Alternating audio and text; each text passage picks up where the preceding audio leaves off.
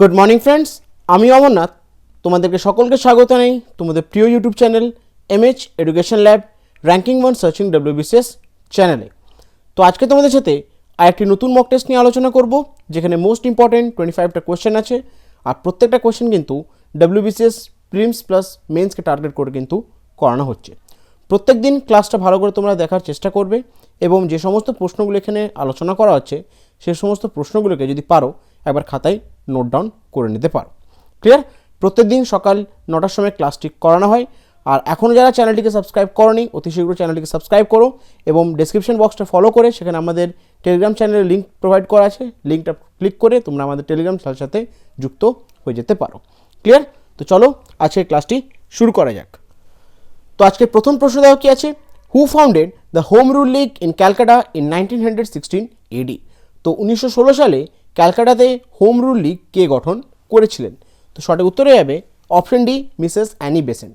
তো Mrs Annie Besant 1916 সালে ক্যালকাটাতে হোম রুল লিগটি গঠন করেছিলেন। তো ব্যাপারটা দেখে নিই আমরা। The All India Home Rule League was a national political organization founded in 1916 to lead the national demand for self-government termed as Home Rule. তো 1916 সালে ক্যালকাটাতে Mrs Annie Besant home rule লিগটি গঠন করেছিলেন, আর এটা হচ্ছে একটা national political organisation. Clear?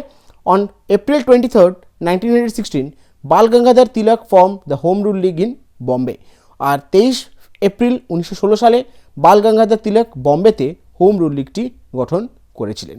Clear? চলো পরবর্তী প্রশ্ন দেখে নাও কি আছে। Who was the first Indian to be elected to the British parliament. তো প্রথম কোন ভারতীয়কে ব্রিটিশ পার্লামেন্টের জন্য ইলেক্ট করা হয়েছিল? তো সঠিক উত্তরে যাবে অপশন এ, দাদাভাই নরোজি। তো দাদাভাই নরোজি হয়েছেন প্রথম ভারতীয় যাকে ব্রিটিশ পার্লামেন্টের জন্য সিলেক্ট করা বা ইলেক্ট করা হয়েছিল। তো ব্যাপারটা দেখে নিই আমরা। Dadabhai Naoroji elected for the Liberal Party in Finsbury Central at 1892 general election. He was the first British Indian MP. তো দাদাভাই নরোজিকে ইলেক্ট করা হয়েছিল লিবারেল পার্টির জন্যে 1892 সালে জেনারেল ইলেকশনের দৌরান। ক্লিয়ার? আর উনি হয়েছেন প্রথম এমপি ব্রিটিশ ইন্ডিয়ার। ক্লিয়ার? চলো পরবর্তী প্রশ্ন দেখানো কি আছে। When did British make English the medium of instruction in India.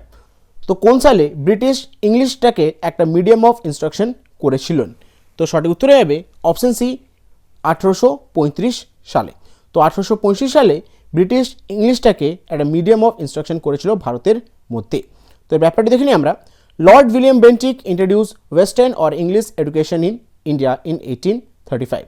তো লর্ড উইলিয়াম বেন্টিক 1935 সালে ইংলিশ অথবা ওয়েস্টার্ন এডুকেশনটাকে ভারতে শুরু করেছিলেন। Clear?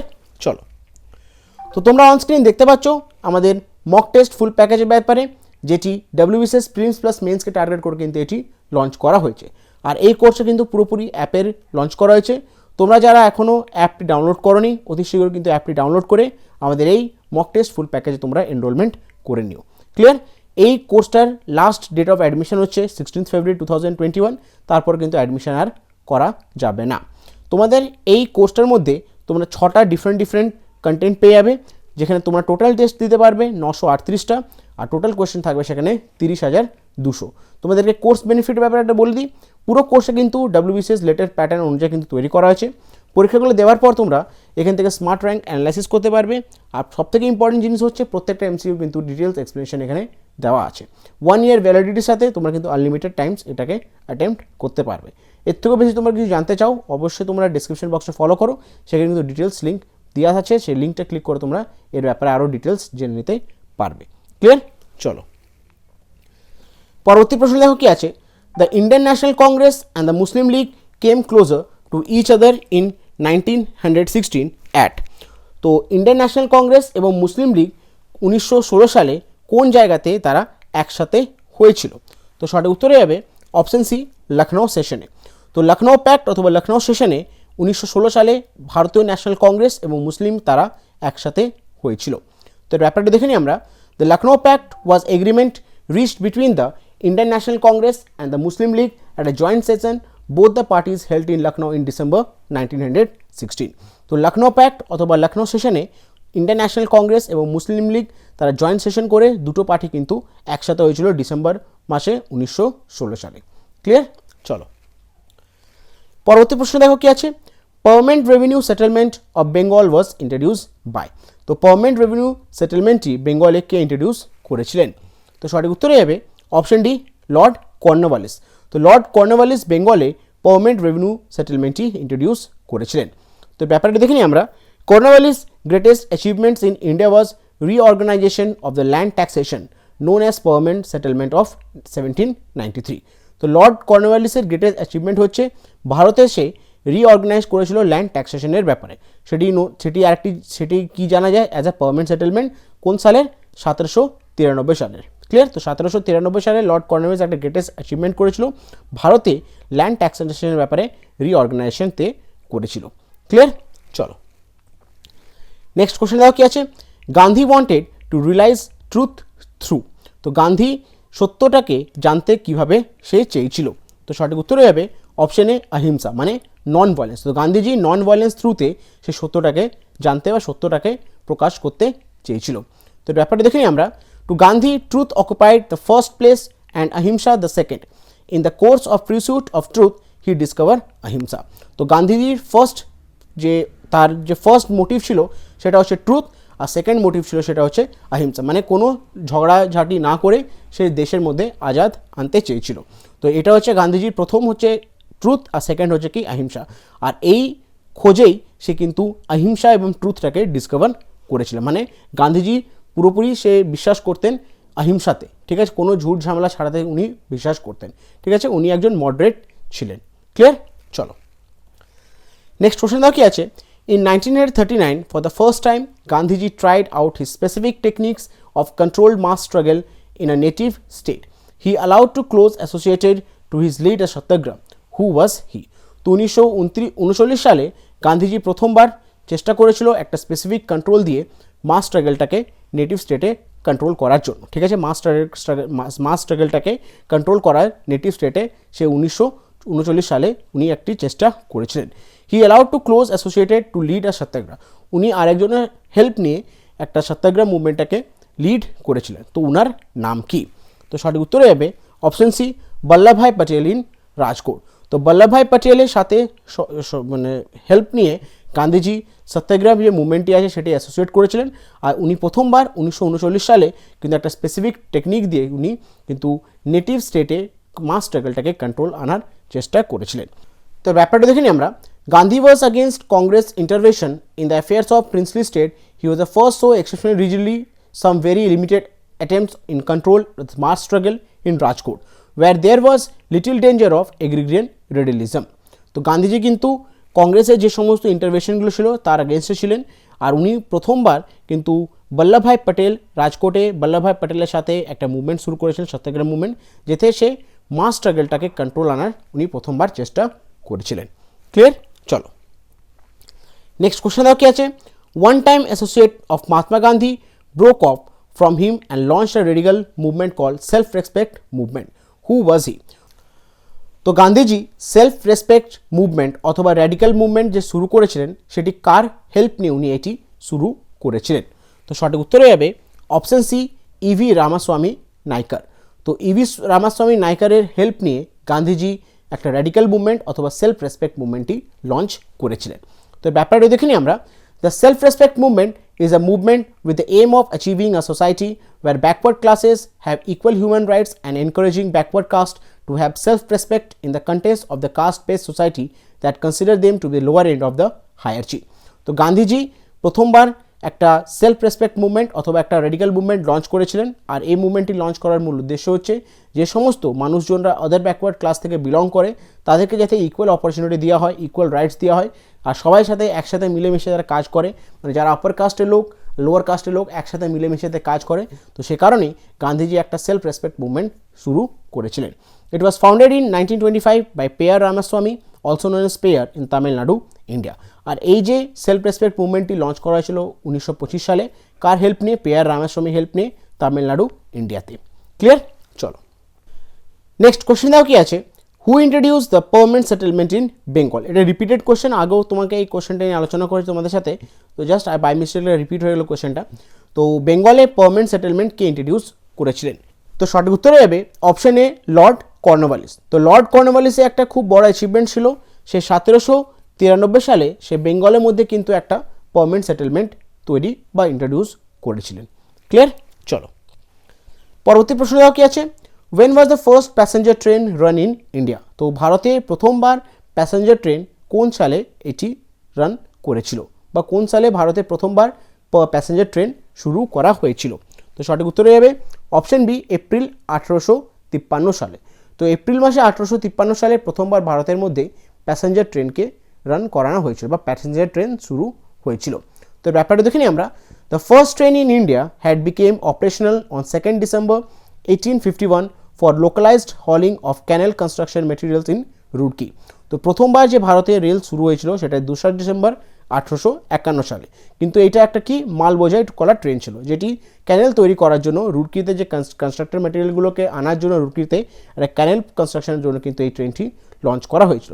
A year and a half later, on 16th April 1853, the first passenger train service was inaugurated between Boribandar in Bombay and Thane.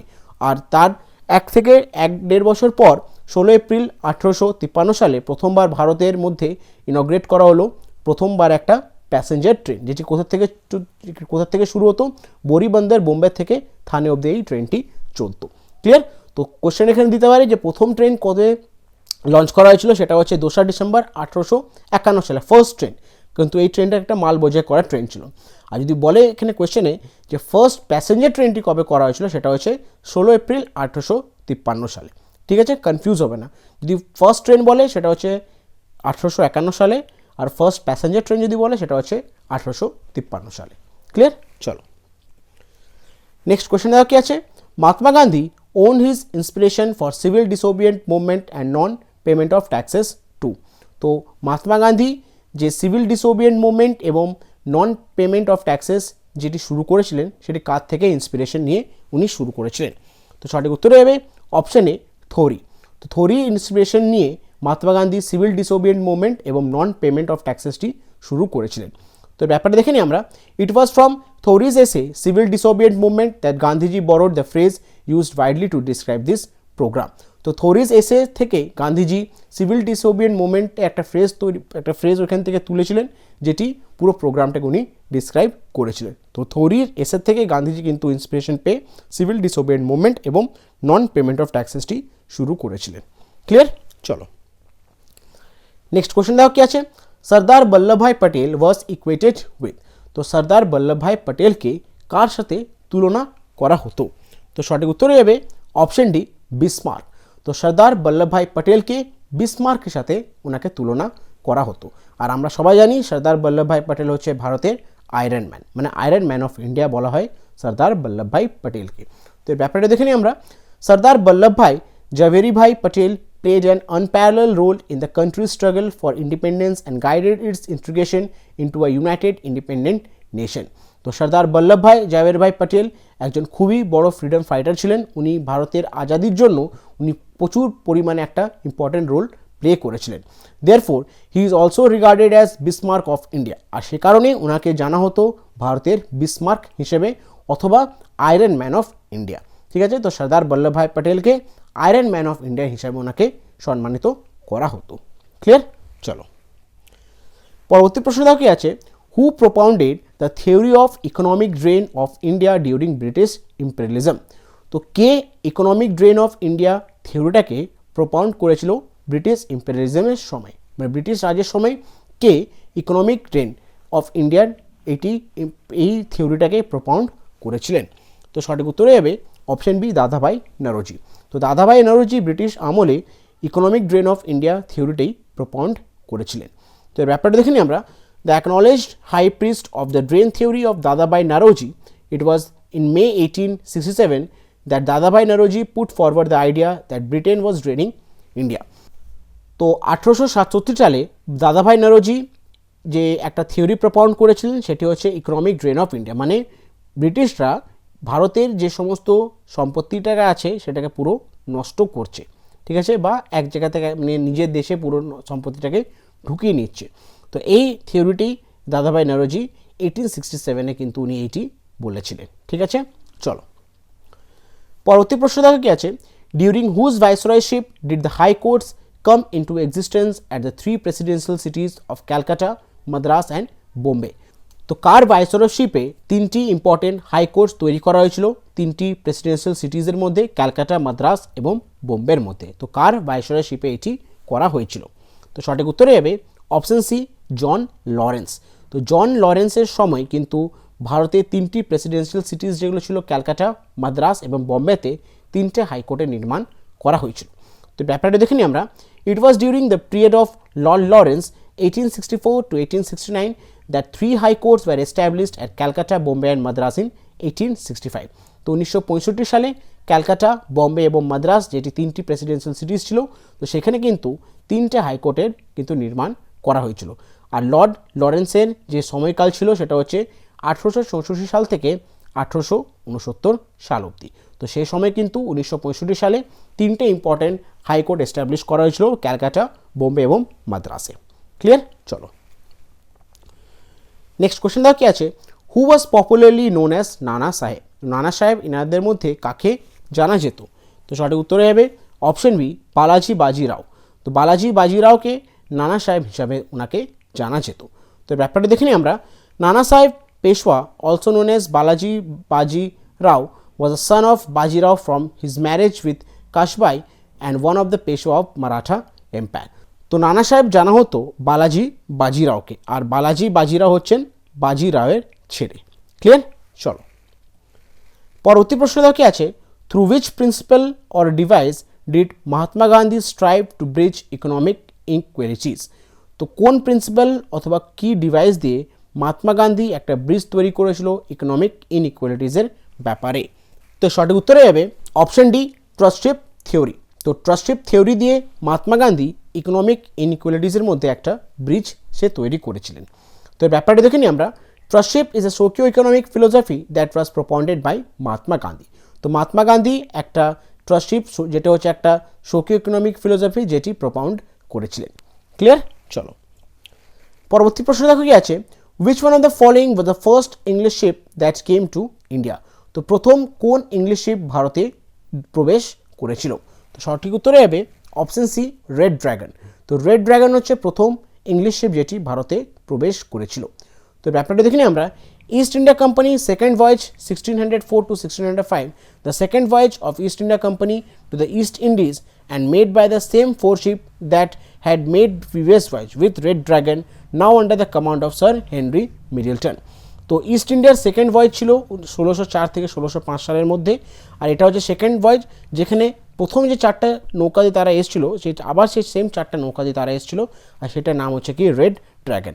আর কিন্তু এবারে যে command ছিল সে কমান্ডারের নাম হচ্ছে স্যার হেনরি মিডলটন। তো স্যার হেনরি মিডলটনের কমান্ডের আন্ডারে সেকেন্ডবারের জন্য ইস্ট ইন্ডিয়া কোম্পানি প্রবেশ করেছিল ভারতে 1604 এবং 1605 সালের মধ্যে। সেই একটি সেম চারটা শিপে সেটার নাম হচ্ছে রেড ড্রাগন। ক্লিয়ার? চলো নেক্সট কোশ্চেন দেখো কি আছে, হু created the Madras Presidency as it existed till Indian independence. তো মাদ্রাস প্রেসিডেন্সি কে তৈরি করেছিলেন? তো সঠিক উত্তরে যাবে option A, Sir Thomas Munro. তো স্যার থমাস মুনরো মাদ্রাস প্রেসিডেন্সিতে গঠন করেছিলেন। তো ব্যাপারটা দেখে নিই আমরা। The Madras presidency officially the presidency of Fort স্টিফার্ড George was the work of several statements including Sir Thomas Munro who introduced the Rotwari system there। তো মাদ্রাস প্রেসিডেন্সি হচ্ছে একটা অফিসিয়াল যে প্রেসিডেন্সি অফ ফোর্ট স্টিফার্ড জর্জ যেটি কাজ করতো সেভারাল স্টেটমেন্ট, ঠিক আছে। আর এইটি কিন্তু স্যার থমাস মুনরো এটি ইন্ট্রোডিউস করেছিলেন, আর উনি কিন্তু রোতওয়ারি সিস্টেমও ইন্ট্রোডিউস করেছিলেন ওইখানে। ক্লিয়ার? চলো পরবর্তী প্রশ্ন দেখো কি আছে, the theory of economic drain was propounded by. তো ইকোনমিক ড্রেন যে থিওরিটি ছিল সেই থিওরিটি কে প্রপাউন্ড করেছিলেন? তো সঠিক উত্তরে হবে অপশন সি, দাদাভাই নরোজি। তো দাদাভাই নরোজি কিন্তু ইকোনমিক ড্রেন যেটি ব্রিটিশরা ভারতের সে সমস্ত অর্থনীতিগুলোকে ধ্বংস করে দিচ্ছে সেই থিওরিটি উনি প্রপাউন্ড করেছিলেন। তো এই ব্যাপারটি দেখে নিই আমরা। The acknowledgement high priest of the drain theory of Dadabhai Naoroji, it was in 1867 that Dadabhai Naoroji put forward the idea that Britain was draining India. তো 1867-এ দাদাভাই নওরোজি একটা থিওরি প্রপোনেন্ট করেছিলেন, সেটা হচ্ছে ইকোনমিক ড্রেন। আর এই থিওরির মধ্যে উনি বলেছিলেন যে ব্রিটিশরা ভারতের অর্থনীতিকে পুরোপুরি ড্রেন করে দিচ্ছে। ক্লিয়ার? তোমাদেরকে এই প্রশ্নটা কিছুক্ষণ আগে এইটা নিয়ে আলোচনা করেছিলাম। ক্লিয়ার? চল নেক্সট কোশ্চেন কি আছে, the Muslim League adapted the resolution for the separate nation in the year. তো মুসলিম লীগ একটা রেজলিউশন অ্যাডাপ্ট করেছিল সেপারেশন নেশন কোন সালে? ঠিক আছে, তো মুসলিম লীগ সেপারেশন নেশনের যে রেজলিউশন ছিল সেটি অ্যাডাপ্ট করেছিল কোন সালে? তো সঠিক উত্তর হয়ে যাবে অপশন ডি, 1940 সালে। তো 1940 সালে মুসলিম লীগ সেপারেট নেশনের জন্য একটা রেজলিউশন অ্যাডাপ্ট করেছিল। তো ব্যাপারটা দেখে নিই আমরা। The all India Muslim League meet in Lahore in March 1940 and adopted a resolution that came to known as Lahore Resolution or Pakistan Resolution. তো অল ইন্ডিয়া মুসলিম লীগ লাহোরে 1940 সালে মার্চ মাসে একটা রেজলিউশন অ্যাডাপ্ট করেছিল একটা সেপারেট নেশনের জন্য, আর এটার নাম হচ্ছে লাহোর রেজলিউশন অথবা পাকিস্তান রেজলিউশন। ক্লিয়ার? চলো পরবর্তী প্রশ্ন দেখো কি আছে, the man behind the first railway line in India ওয়াজ। তো ইনাদের মধ্যে ভারতের প্রথম যে রেলওয়ে লাইনের যে নির্মাণ করা হয়েছিল সেই মানুষটির নাম কি? ঠিক আছে, তো সঠিক উত্তর হয়ে যাবে অপশন সি, জর্জ ক্লার্ক। তো জর্জ ক্লার্ক হচ্ছেন প্রথম নাগরিক বা প্রথম মানুষ যিনি ভারতের প্রথম রেলওয়ে লাইনের উনি নির্মাণ করেছিলেন। তো ব্যাপারটা দেখে নিই আমরা। Colonial George Thomas Clarke was a British engineer and antiquary particularly associated with the management of Dowlais Iron Company. তো কলোনিয়াল জর্জ থমাস হচ্ছেন একজন ব্রিটিশ ইঞ্জিনিয়ার এবং অ্যান্টিকোয়ারি যিনি দোলিস আয়রন কোম্পানির সাথে উনি যুক্ত ছিলেন। From 1843 to 1847, Clark worked on a great Indian peninsular railway, surveying with plan for the first passenger line in India from Bombay to Thane, which was opened in 1852. তো 1943 সাল থেকে 1947 সাল অবধি ক্লার্ক কিন্তু ভারতের যে পেনিনসুলার রেলওয়ে আছে, ঠিক আছে, সাউথ ইন্ডিয়ান রেলওয়েতে উনি কাজ করেছিলেন। আর উনি প্রথম যে প্যাসেঞ্জার ট্রেনের যে লাইনটা হয়েছিল বোম্বে থেকে থানে, ঠিক আছে, সেটি নির্মাণ করতে উনি কিন্তু খুবই হেল্প করেছিলেন। আর এই বোম্বে টু থানে যে প্রথম যে ফার্স্ট প্যাসেঞ্জার ট্রেন এখানে রান হয়েছিল সেটা হচ্ছে 1852 সালে। ক্লিয়ার? চলো নেক্সট কোশ্চেন দাও কি আছে, who among the following establish the Ghadar Party. তিনাদের মধ্যে কে গদর পার্টিটি গঠন করেছিলেন? তো সঠিক উত্তর হয়ে যাবে অপশন সি, লালা হরদয়াল।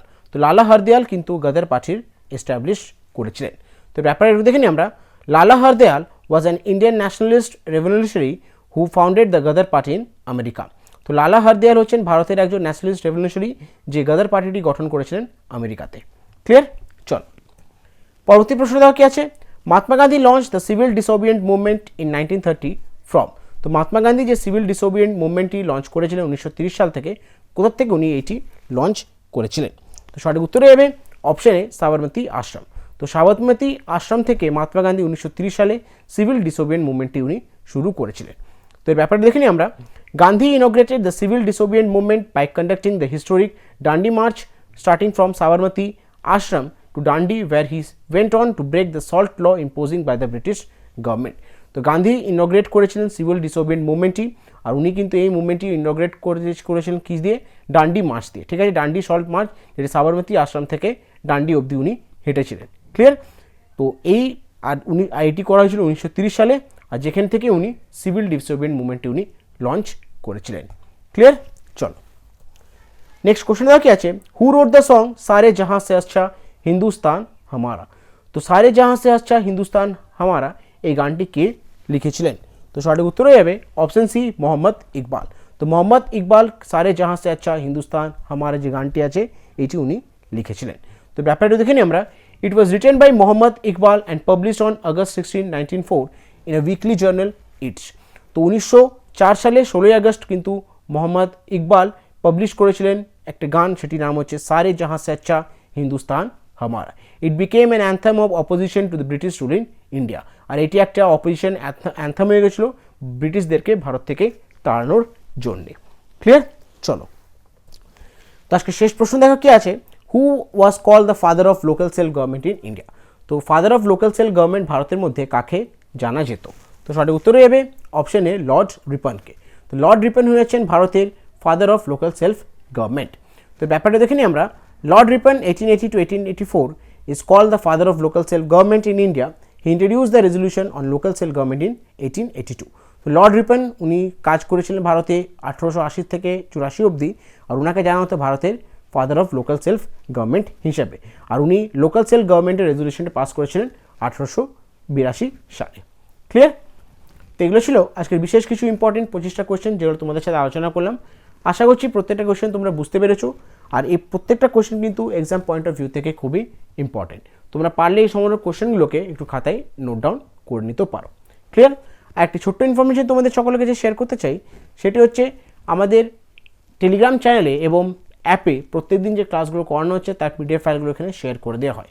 তো অবশ্যই কিন্তু আমাদের অ্যাপটি ডাউনলোড করো এবং আমাদের টেলিগ্রাম চ্যানেলের সাথে যুক্ত হয়ে যাও। প্রত্যেকটা লিঙ্ক কিন্তু ডেসক্রিপশন বক্সের মধ্যে দেওয়া আছে, তোমরা ডেসক্রিপশন বক্সটা ভালো করে ফলো করে ওইখান থেকে কিন্তু তোমরা সমস্ত জিনিসের লিঙ্ক ওইখান থেকে পেয়ে যাবে। ক্লিয়ার? তো আজকে ক্লাসটি আমি এখানে শেষ করছি। যদি তোমাদের ক্লাসটি ভালো লেগে থাকে, ইনফরমেটিভ লেগে থাকে, তো অবশ্যই তোমাদেরকে রিকোয়েস্ট করো ভিডিওটাকে লাইক করার জন্য, ভিডিওটা নিজের বন্ধু বান্ধব গ্রুপসের মধ্যে শেয়ার করো। আর এখনও যারা চ্যানেলটিকে সাবস্ক্রাইব করোনি, অতি অবশ্যই চ্যানেলটিকে সাবস্ক্রাইব করো এবং পাশে থাকা বেল আইকনটি প্রেস করে দাও। যখনই কোনো ভিডিও আপলোড হবে চ্যানেলে তোমাদের কাছে নোটিফিকেশন চলে যাবে। Thank you.